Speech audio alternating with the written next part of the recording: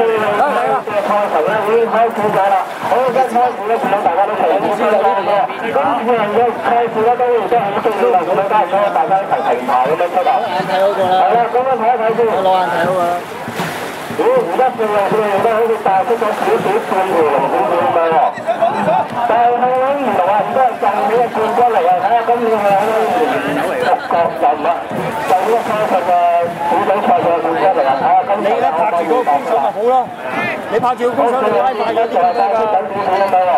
係。翻嚟第一線咧，好似都帶緊高上嚟喎。都算係。係。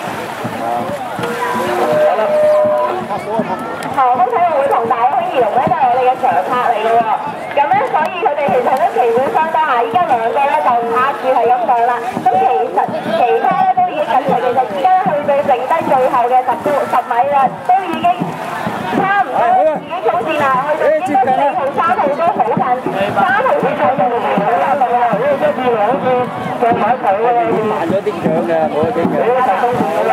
其實呢一組咧真係難分難解啊！呢一場咧其實都幾接近啊，大家啲成績，但係暫時所睇咧，無論係航空體育會啦、無名俱樂部啦，同埋大澳興兒童咧，好似比較接近組出線嘅，咁咧。